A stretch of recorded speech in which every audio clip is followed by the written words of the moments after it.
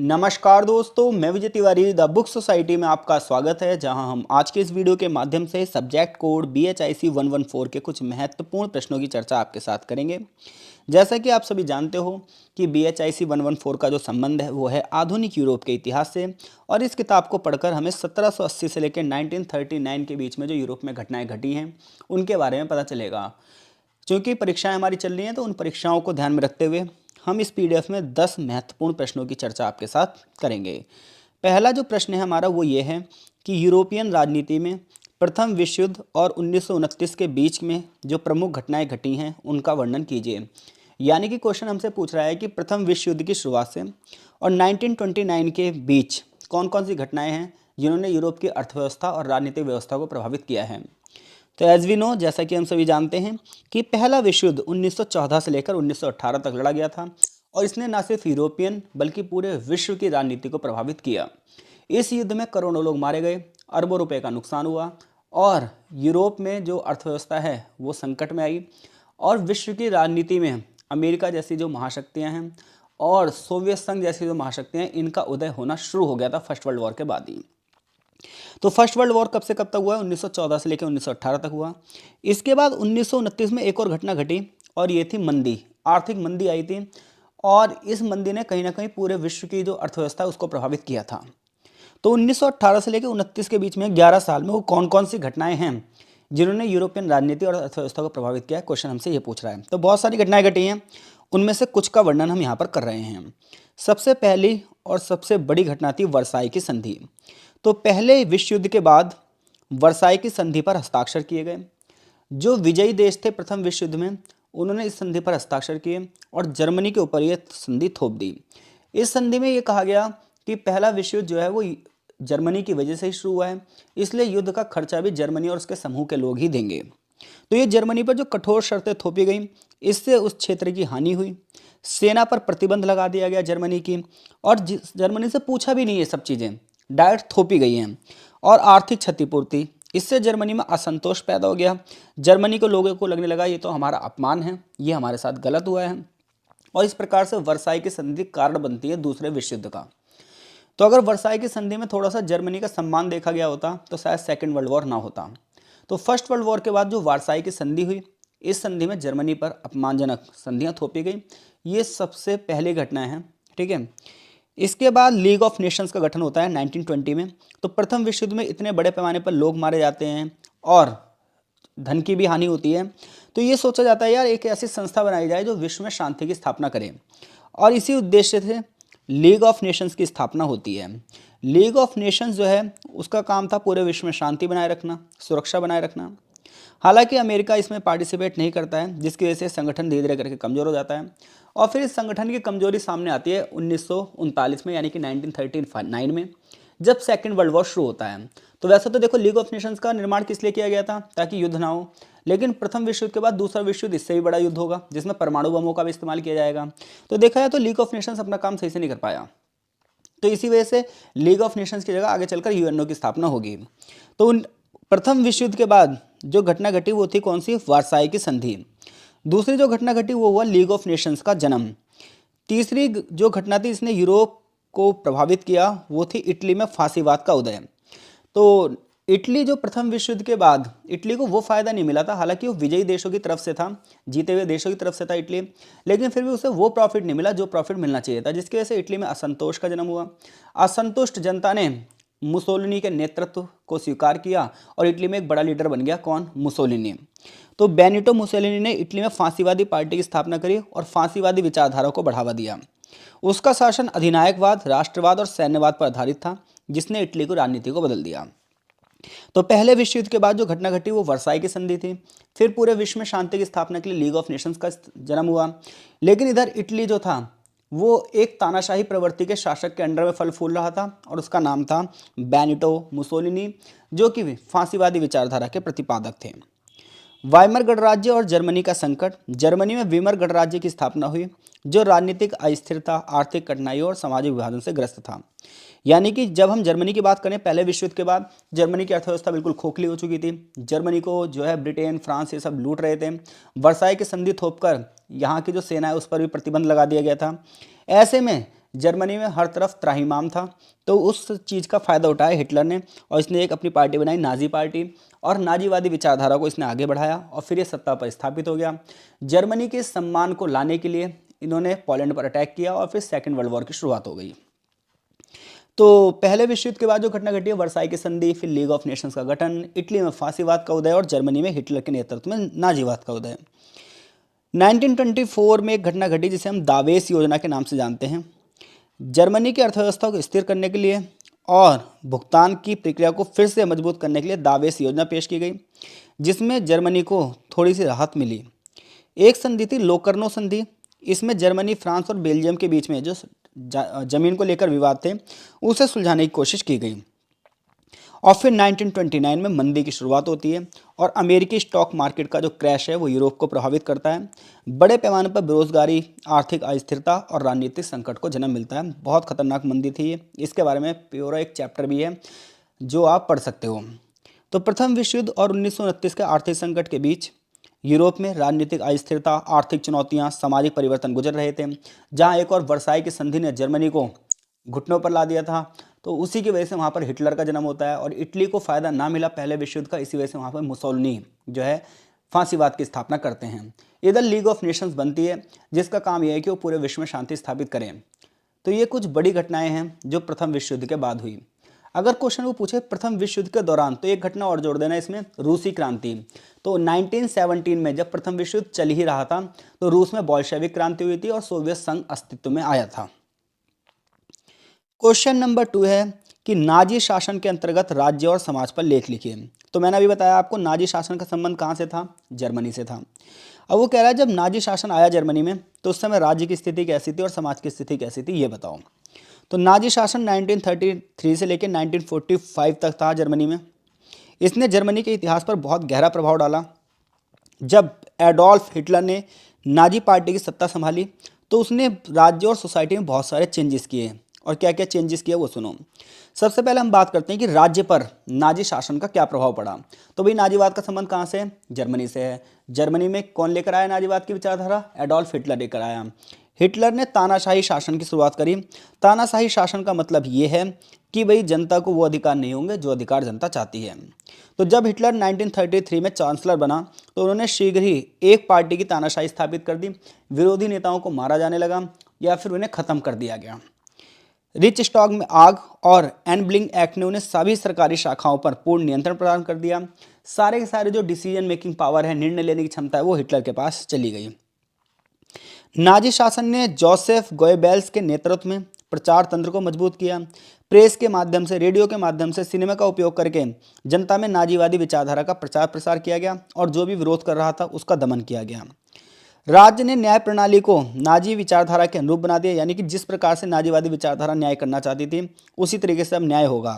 गैस्टापो, जिसे गुप्त पुलिस कहते हैं, और एसएस के माध्यम से राजनीतिक विरोधियों को समाप्त कर दिया गया और जो भी हिटलर से असहमति रखता था उन सबको खत्म कर दिया गया। तो राजनीति पर क्या प्रभाव पड़ा नाजीवाद का? तो राजनीति पर प्रभाव ये पड़ा कि तानाशाही शासन की प्रवृत्ति शुरू हुई। सारी जो पावर है वो हिटलर के पास ही आ गई। विरोधियों को विरोध करने का अधिकार नहीं दिया गया। जो भी विरोध करा वो मारा गया। एक ही पार्टी का शासन हो गया। तानाशाही और नाजीवादी विचारधारा का जो फैलाव था वो बहुत तेज गति से होने लगा। समाज पर नाजी शासन का क्या प्रभाव पड़ा? तो आर्य श्रेष्ठता और नस्लवाद। नाजीवादी जो विचारधारा थी इसमें आर्य जाति को बढ़ावा दिया गया और यहूदियों को उत्पीड़ित किया गया, रोमानियों को उत्पीड़ित किया गया और जो माइनॉरिटीज़ थे उनका उत्पीड़न किया गया। इवन बहुत लाखों लाख यहूदियों को मारा गया। तो समाज पर यह प्रभाव पड़ा। शिक्षा प्रणाली को नाजीवादी विचारधारा के अनुरूप बनाया गया। हिटलर यूथ और लीग ऑफ जर्मन गर्ल्स जैसे संगठनों के माध्यम से बच्चों और युवाओं को नाजीवादी शिक्षा दे रहा था। महिलाओं को मुख्यतः मातृत्व और परिवार की भूमिका निभाने के लिए बढ़ावा दिया गया और ये कहा गया कि महिलाएं अधिक बच्चा पैदा करें और वो सारे बच्चे जो हैं नाजीवादी विचारधारा के प्रति वफादार बने। नाजी शासन ने आत्मनिर्भरता पर जोर दिया और इस चीज़ पर प्राथमिकता दी गई कि बड़ी बड़ी इंडस्ट्रीज अपने देश में लगें, जिससे बेरोजगारी में कमी आई और सभी लोगों को काम मिला। इसके अलावा कला और साहित्य को भी जो है नाजीवाद विचारधारा के अनुरूप में बनाया गया और आधुनिक कला को अश्लील कला के रूप में खारिज किया गया। निष्कर्ष ये निकलता है कि नाजी शासन के अंतर्गत जर्मनी ने अपने राज्य और समाज के सभी पहलुओं में परिवर्तन देखे। तानाशाही शासन से व्यक्ति की स्वतंत्रता का हनन हुआ, मानव अधिकार छिने, जबकि नस्लवार और युद्ध ने समाज को विभाजित किया, और यही विचारधारा सेकेंड वर्ल्ड वॉर का कारण भी बनी। लेकिन यहाँ पर हम ना ये सब पढ़ते हैं, लिखते हैं, बहुत आसान सा लगता है, बट बात यह है कि जर्मनी की परिस्थितियाँ ही ऐसी थी जिसमें हिटलर का उदय हुआ। अगर उस समय हिटलर नहीं होता तो शायद जर्मनी का सम्मान भी वापस नहीं आ पाता। क्वेश्चन नंबर 3, सोवियत जो संघ था उसमें नियोजन और औद्योगिकरण पर लेख लिखिए। यानी कि जो सोवियत यूनियन था 1917 में, रूस और 15 देशों का जो समूह बना, उसमें प्लानिंग किस प्रकार से की गई और इंडस्ट्रीज को कैसे लगाया गया, इसके बारे में क्वेश्चन आपसे पूछ रहा है। तो देखिए 1917 में जो अक्टूबर क्रांति हुई, बोल्शेविक क्रांति हुई, वहाँ से एक समाजवादी राज्य बना। समाजवादी राज्य का मतलब ये था कि सारी की सारी जो चीज़ें वो सरकार के नियंत्रण में होंगी। जो बड़े बड़े जमींदार हैं उनसे ज़मीनें छीन ली जाएगी और वो सरकार के अंडर में कर दी जाएगी। सामूहिक संपत्ति का सिद्धांत खत्म करके साम्यवादी संपत्ति के सिद्धांत को बढ़ावा दिया जाएगा। इतना ही नहीं, कोई भी प्राइवेट सेक्टर नहीं होगा, सारा गवर्नमेंट सेक्टर होगा। अब इसके लिए क्या किया गया, तो देखो सबसे पहले नियोजन किया गया। सोवियत सरकार ने अर्थव्यवस्था में केंद्रीकृत योजना शुरू करी, यानी कि सेंट्रलाइज्ड प्रोग्राम शुरू हुआ। तो देखो दो प्रकार के प्रोग्राम होते हैं, एक होता है सेंट्रल गवर्नमेंट से स्टेट गवर्नमेंट की तरफ जाता है, और एक होता है स्टेट गवर्नमेंट से सेंट्रल गवर्नमेंट की तरफ जाता है। अब सोवियत संघ में क्या था, जो सेंट्रल गवर्नमेंट थी वही सारे डिसीजन लेगी और वो जो स्टेट को कहेगी वही करना पड़ेगा। ये योजना 1928 में शुरू हुई और 5-5 साल की योजनाओं के माध्यम से इसे लागू किया गया। हमारे देश में भी जो पंचवर्षीय मॉडल है वो रूस से ही प्रेरित था, सोवियत संघ से ही प्रेरित था। तो सोवियत संघ में जो नियोजन था, नियोजन का मतलब होता है किसी काम को करने की तैयारी। तो सोवियत संघ में ये हुआ कि 5-5 सालों की योजनाओं का मॉडल अपनाया गया। पहली पंचवर्षीय योजना 1928 से 1932 तक चली। इस पंचवर्षीय योजना में जो बड़ी बड़ी इंडस्ट्रीज लगाई गई, बेसिक इंफ्रास्ट्रक्चर तैयार किया गया, कोयले, लोहे, स्टील और बिजली उत्पादन में वृद्धि पर जोर दिया गया। कृषि क्षेत्र में सामूहिकरण की नीति लागू की गई। निजी जितनी भी कृषि भूमि थी सबको सरकारी भूमि में परिवर्तित कर दिया गया, जिसे कोल खोज मॉडल के नाम से जाना जाता है। भारी उद्योगों का विकास किया गया। बड़ी संख्या में मजदूरों को उद्योगों में लगाया गया। नई औद्योगिक बस्तियां बसाई गई, नए शहर बनाए गए, मजदूरों को घर और सुविधाएं प्रदान की गई। तकनीकी प्रशिक्षण और शिक्षा पर जोर दिया गया ताकि अच्छे से अच्छे जो है मजदूर तैयार किए जा सकें, और रिसर्च को भी बढ़ावा दिया गया।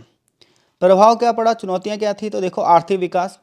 सोवियत योजना और औद्योगिकरण ने देश की अर्थव्यवस्था को मजबूत किया और तकनीकी क्षेत्र में भी वृद्धि हुई। समाज को बहुत गहराई से प्रभावित किया। धीरे धीरे करके शहर बढ़ने लगे, समाज के सभी वर्ग जो है वो गतिशील होने लगे, हर एक व्यक्ति अवेयर होने लगा पहले के मुकाबले। चुनौतियां ये थी कि बहुत सारे जो लोग थे उन्होंने अपनी ज़मीनों को छोड़ने से मना कर दिया, जिसकी वजह से बड़े पैमाने पर हत्याएं भी हुई। श्रमिकों को कठिन परिस्थितियों में काम करने के लिए मजबूर किया गया। काम के घंटे निश्चित नहीं थे तो कई कई घंटे काम करवाया गया। निष्कर्ष ये निकलता है कि सोवियत रूस में नियोजन और औद्योगिकरण ने देश की अर्थव्यवस्था और सामाजिक व्यवस्था को पूरी तरीके से बदल दिया। इसने सोवियत संघ को एक औद्योगिक और सैन्य शक्ति के रूप में स्थापित किया। हालांकि इनकी पॉलिसी बड़ी कठोर थी, जिसका प्रभाव ऐसा पड़ा कि आगे चलकर सोवियत संघ विघटित भी हो गया। क्वेश्चन नंबर 4 की ओर चलते हैं। क्वेश्चन नंबर हमारा 4 है कि साम्राज्यवाद के आर्थिक और सांस्कृतिक आयाम का वर्णन कीजिए।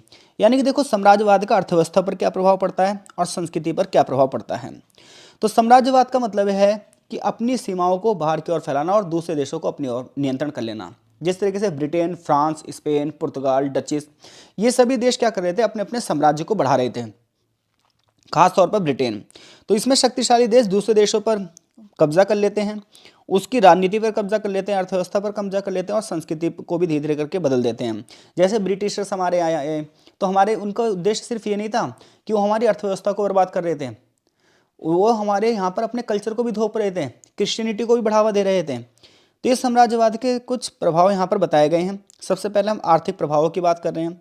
तो जितनी भी साम्राज्यवादी शक्तियाँ थीं उन्होंने अपने गुलाम देशों के प्राकृतिक संसाधनों का कब्जा किया। वहाँ के जो मिनरल्स थे, रिसोर्सेज थे, लोहा था, कोयला था, कृषि उत्पाद थे, वन की संपत्तियाँ थीं, उन सबको क्या करा, लूट कर ले गए। श्रमिकों का शोषण किया गया। औपनिवेशिक शासन ने उपनिवेशों में सस्ते श्रम का उपयोग किया, लोगों को कठिन काम दिया और वेतन बहुत कम दिया।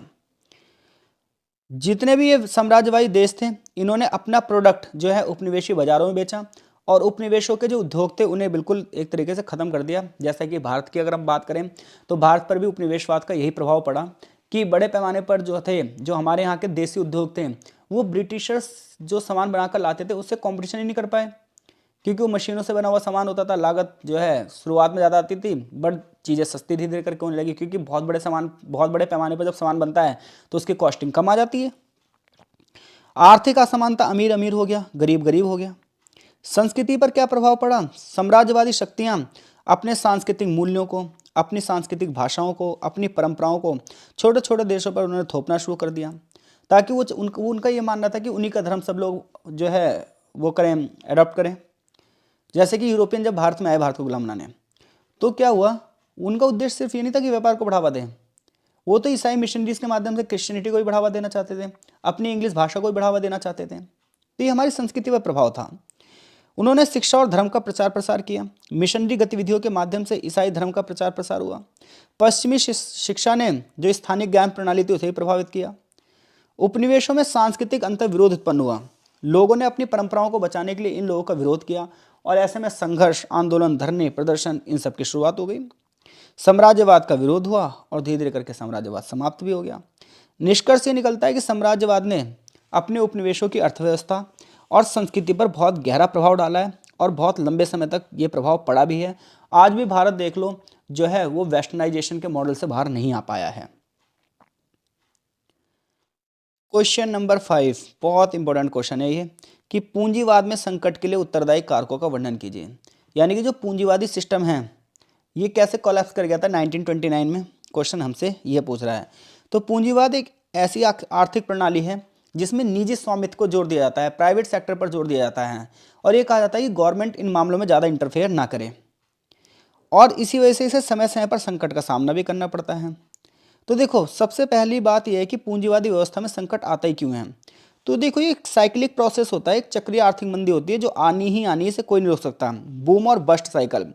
तो पूंजीवाद में आर्थिक गतिविधियां जो है वो एक साइक्लिक रूप में चलती हैं, जिसमें सबसे पहले बहुत तेज गति से वृद्धि होती है और फिर धीरे धीरे करके मंदी का दौर आता है। यानी कि अगर आप इकोनॉमिक्स के रूल देखोगे तो उसमें एक साइकिल चलता है, जिसमें एकदम से कंपनियां बूस्ट यानी कि आगे की ओर बढ़ती हैं, और फिर एकदम से क्या होता है, बस्ट यानी कि एकदम से गिर जाती हैं। तो ये उतार चढ़ाव आता ही आता है, और इसकी वजह से बेरोजगारी और आर्थिक संकट पैदा होते हैं। पूंजीवादी प्रणाली में धन और संसाधनों का असमान वितरण होता है, अमीर अमीर हो जाते हैं, गरीब गरीब हो जाते हैं, जिसकी वजह से सामाजिक असंतोष होता है और आर्थिक संकट को बढ़ावा मिलता है। बाजार में जोखिम बहुत ज़्यादा होता है, इन्वेस्टमेंट करते समय बहुत सावधान रहना चाहिए। ऐसे में शेयर बाजार की अत्यधिक अटकलें होती हैं और बबल्स का फटना मंदी का कारण बन सकता है। संसाधनों का मिसयूज, पूंजीवाद में मुनाफे की वजह से नेचुरल रिसोर्सेज का प्रयोग बहुत ज़्यादा किया जाता है, जिसकी वजह से इन्वायरमेंट जो है वो संकट में आ जाता है। प्रतिस्पर्धा और नैतिकता की कमी, पूंजीवाद में कंपटीशन इतना ज़्यादा होता है कि अनैतिक व्यापार भी शुरू हो जाता है। श्रमिकों का शोषण किया जाता है, पर्यावरण की अनदेखी की जाती है, समाज के विश्वास को जो है अविश्वास में बदल दिया जाता है, लोगों के विश्वास का फायदा उठाया जाता है, मिलावट करनी शुरू कर दी जाती है। तकनीकी परिवर्तन, जैसे जैसे टेक्नोलॉजी आगे बढ़ेगी वैसे वैसे बेरोजगारी भी बढ़ती जाएगी। क्यों? क्योंकि जो पुराने लोग होंगे उन्हें उस टेक्नोलॉजी का ज्ञान नहीं होगा, जिसकी वजह से वो श्रम बल से बाहर हो जाएंगे।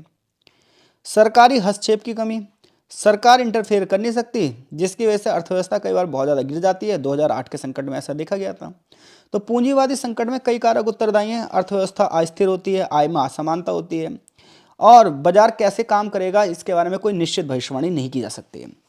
तो आशा करता हूँ इन 5 क्वेश्चनों में से कोई भी क्वेश्चन आया तो आप डेफिनेटली कर दोगे। नंबर 6 है वो ये है कि साहित्य एवं कला में यथार्थवाद पर लेख लिखिए। इससे पहले मैं इस क्वेश्चन के आंसर की ओर बढ़ूँ, मैं आपको ये समझा देता हूँ कि भाई यथार्थवाद का मतलब क्या होता है। तो देखो, 2 शब्द होते हैं, एक होता है आदर्शवाद और एक होता है यथार्थवाद। जहाँ पर भी आदर्शवादी शब्द आ जाए तो समझ जाना कि व्यक्ति अपनी काल्पनिक जो इच्छाएं हैं उसे व्यक्त करना चाहता है, जिसमें वो क्या करेगा, उस लोक की बात करेगा, धर्म पर संबंधित बातें करेगा। जबकि जब हम यथार्थवाद की बात करेंगे तो यथार्थवाद इस लोक की बात होगी। यथार्थवाद का मतलब होता है इंग्लिश में रियलिज्म। रियलिज्म का मतलब है कि वास्तविकता पर आधारित चीज़ें, और वास्तविकता पर आधारित वो चीज़ें होती हैं जिनका संबंध मानव केंद्रित होता है, उसमें ईश्वरीय जो व्यवस्था है वो नहीं होती है। तो यथार्थवाद की हम बात करें तो साहित्य और कला में यथार्थवाद क्या है, क्वेश्चन हमसे अब ये पूछ रहा है। तो क्या था कि 16वीं सेंचुरी से पहले, 16वीं शताब्दी से पहले जितना भी साहित्य लिखा गया था, या जो भी चित्रकारी की गई थी यूरोप में, या जो पेंटिंग्स होती थी, उन सब में ना चर्च का दबदबा था, यानी कि धर्म से संबंधित चीज़ों को ही वहाँ पर बनाया जाता था। मानवीय भावनाएं नहीं थी, मनुष्य से सद्गुणों की बात की जाती थी। लेकिन 16वीं 17वीं शताब्दी के बाद ये हुआ कि वास्तविकता क्या है, रियलिटी क्या है आखिर? तो ध्यान रखना, आदर्श से अलग होती है वास्तविकता। आदर्श सोचने में तो अच्छा होता है, लेकिन वास्तविक लाइफ में ना जो है आदर्शवाद चलता नहीं है, यथार्थ चलता है। और यथार्थ ये होता है कि इस संसार की जो समस्याएं हैं उससे संबंधित चीजें आप क्या कर रहे हो। तो 16वीं 17वीं शताब्दी में क्या हुआ कि जितने भी जो साहित्यकार हुए, जितने भी चित्रकार हुए, जिन्होंने कलाओं का निर्माण किया, साहित्य की रचनाएं की, उन्होंने यथार्थ पर जोर दिया कि मानव जीवन का यथार्थ क्या है, मानव किन किन समस्याओं से ग्रसित है, उन समस्याओं का समाधान कैसे हो सकता है। और यही यथार्थ का चित्रण है और यही वास्तविकता भी है कि भाई जो इस संसार में समस्याएं हैं हम उनके बारे में सोचें ना, जो इस समस्याएं इस संसार के बारे में नहीं है उसके बारे में सोचकर क्या ही फायदा। तो हम जब इस संसार की समस्याओं को सोचेंगे, उससे चीज़ें रिलेटेड लिखेंगे, उससे रिलेटेड चीज़ें जो बनाएंगे, तो क्या होगा, हम उन समस्याओं का समाधान भी खोजेंगे। लेकिन अगर हम इस संसार के बारे में नहीं सोचेंगे, इस समाज के बारे में नहीं सोचेंगे, तो उनकी समस्याओं का समाधान कैसे करेंगे? हम तो बस हमेशा दूसरे ही लोक में रहेंगे और दूसरे लोग की समस्या हम हल भी नहीं कर सकते। तो आप यथार्थवाद का मतलब समझ गए ना, यथार्थवाद का मतलब है रियलिस्टिक अप्रोच। आप देखिए आंसर कैसे लिखना है हमें। तो यथार्थवाद साहित्य और कला में एक महत्वपूर्ण आंदोलन है जिसकी शुरुआत यूरोप में हो रही है 19वीं शताब्दी के मध्य में। इसका उद्देश्य यह है कि जीवन की सच्चाई को सटीक रूप से चित्रित किया जाए और यह आदर्शवादी दृष्टिकोण से बिल्कुल अलग है। यथार्थवाद ये कहता है कि समाज व्यक्ति का वास्तविक रूप क्या है वो शो किया जाए। तो देखो हम साहित्य में यथार्थवाद की बात कर रहे हैं, तो जितना भी साहित्य इस दौरान लिखा गया उसमें जो भी पात्र थे और जो घटनाएं थीं उन्होंने जीवन के वास्तविक पहलुओं को प्रस्तुत किया है। ये रचनाएं समाज के अलग अलग वर्गों के बारे में दर्शा रही हैं और समाज की समस्याओं का चित्रण कर रही हैं। इसके अलावा इस दौरान जो साहित्य लिखा गया वो विवरणात्मक शैली में लिखा गया था, जबकि पहले का जो साहित्य था वो कथात्मक शैली में लिखा गया था, काव्यात्मक शैली में लिखा गया था। लेकिन इस समय विवरणात्मक शैली में लिखा गया है, जिससे हमें चरित्र के बारे में, स्थानों के बारे में बिल्कुल सटीक चित्रण पता चलता है और यह पढ़ने वाले को कहानियों की परिस्थिति में गहराइयों से जोड़ता है, क्योंकि पढ़ने वाला समझता है कि भाई यह समस्या इस समय की वास्तविक है, काल्पनिक नहीं है। तीसरी बात यह है कि यथार्थवादी जो चित्रण हुआ इसमें सामाजिक मुद्दों पर ध्यान दिया गया। समाज के जो ज्वलंत मुद्दे हैं, जैसे गरीबी की बात की गई, असमानता की बात की गई, सामाजिक अन्याय की बात की गई, स्वतंत्रता समानता की बात की गई, क्योंकि इस संसार की समस्या ये है कि हर जगह सामाजिक अन्याय है, असमानता है, भेद है। उन भेदों को कैसे खत्म किया जा सकता है, ये समाज की समस्याएं हैं। और जब व्यक्ति इनको पढ़ता है तो सोचने पर मजबूर हो जाता है कि चीज़ें यार वास्तव में हैं तो हैं, ऐसी कैसे। अब इस दौरान के जो महत्वपूर्ण लेखक थे वो कौन कौन थे ये भी सुन लो भाई। तो इस दौरान के जो महत्वपूर्ण लेखक थे वो थे Charles Dickens, Gustave Flaubert, Leo Tolstoy. ये कुछ ऐसे महान लेखक हैं जिन्होंने साहित्य में एक महत्वपूर्ण योगदान दिया है। और जब हम इनकी कृतियां पढ़ते हैं, इनकी किताबों को पढ़ते हैं, तो इससे हमें समाज में जो समस्याएं हैं, व्यक्तिगत जो संघर्ष हैं, कि लोगों ने कैसे कैसे अपना पूरा का पूरा जीवन सामाजिक सच्चाइयों के पीछे लगा दिया और उन समस्याओं के समाधान के पीछे लगा दिया, ये चीज़ें हमें यहाँ पर पता चलती हैं। तो ये तो बात रही साहित्य की। अब हम बात करते हैं कला में यथार्थवाद की। तो यथार्थवादी जो चित्रकला थी इसमें क्या हुआ, प्राकृतिक दृश्य और जीवन की सरलताओं को चित्रित किया गया। जो अब कलाकार रचना कर रहा है उसमें वो जीवन के दृश्य दिखा रहा है, श्रमजीवी वर्ग, मजदूर वर्ग के जीवन का चित्रण कर रहा है, उनकी समस्याओं को शो कर रहा है, विषय की वास्तविकता पर दिखाया जा रहा है। अब सुंदरता के आदर्शों को तोड़ा जा रहा है और वास्तविकता सामने लाई जा रही है। और ध्यान रखना, इंसान पूरे जीवन भ्रम में रहता है, वो क्या करता है, सौंदर्य के आदर्शों को अपने मन से जनाए रखता है कि ये चीज़ें ऐसी होंगी, ये चीज़ें ऐसी होंगी, ये चीज़ें ऐसी होंगी।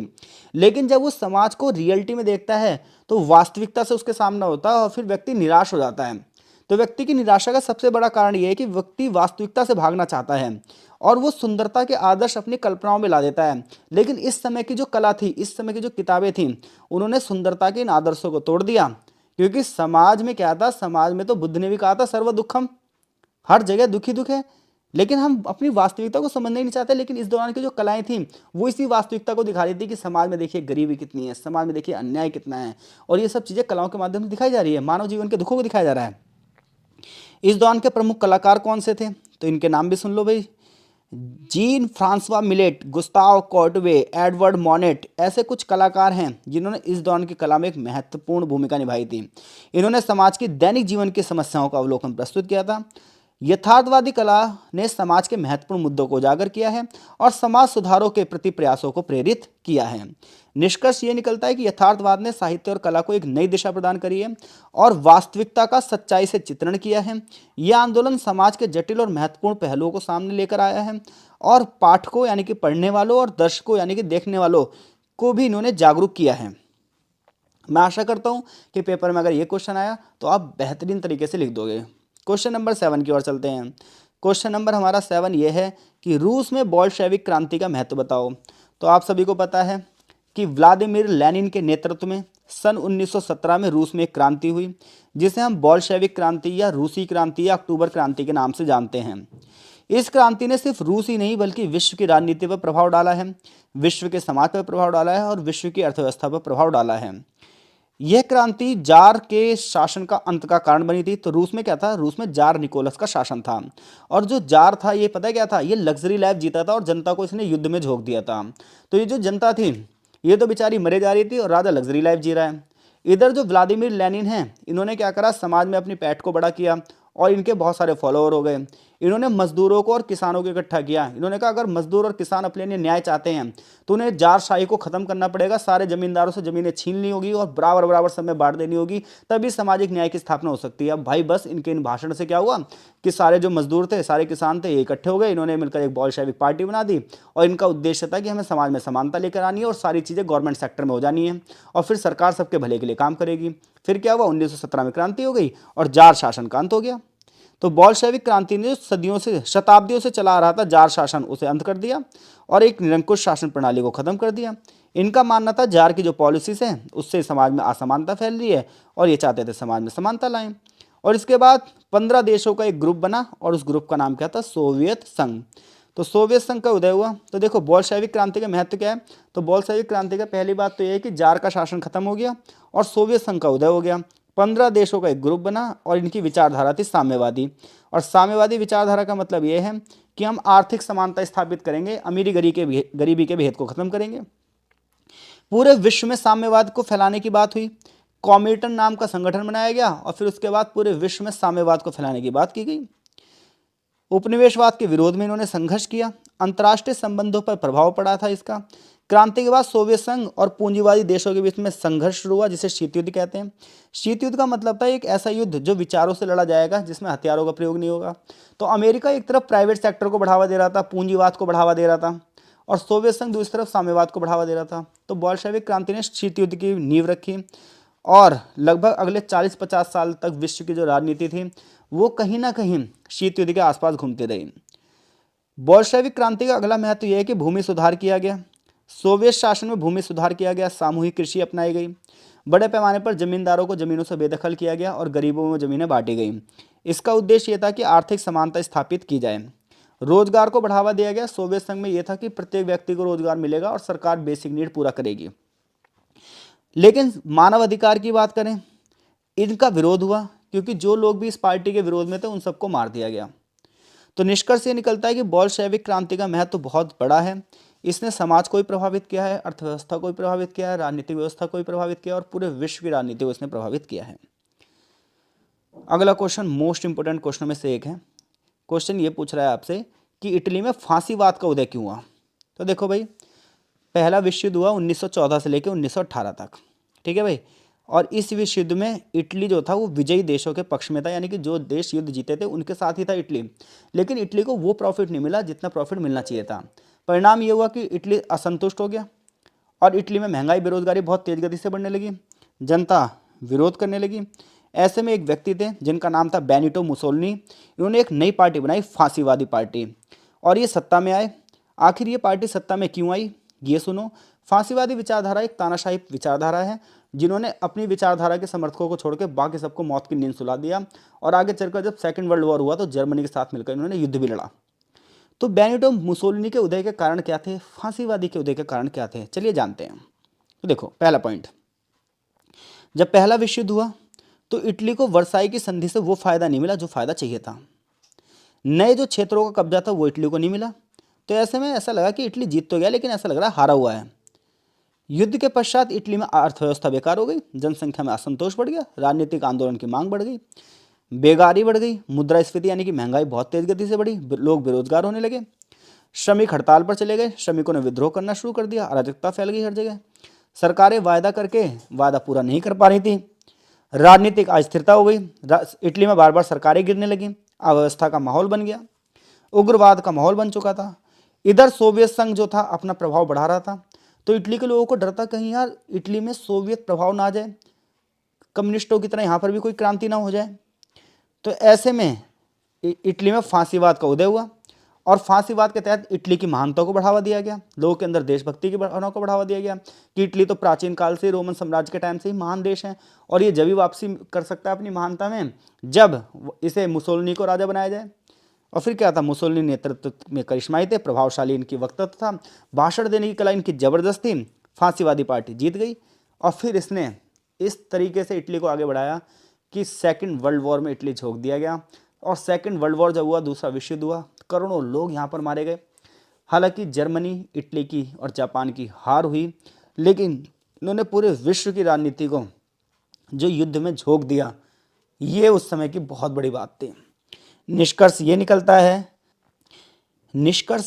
है कि इटली में फांसीवाद का जो उदय हुआ था उसका कारण ये था कि इटली में राजनीतिक असंतोष था, अर्थव्यवस्था बिल्कुल गिर गई थी, महंगाई बेरोजगारी बहुत ज़्यादा बढ़ गई थी, सामाजिक अस्थिरता थी, पहले विश्व युद्ध के बाद समस्याओं का समाधान नहीं हुआ।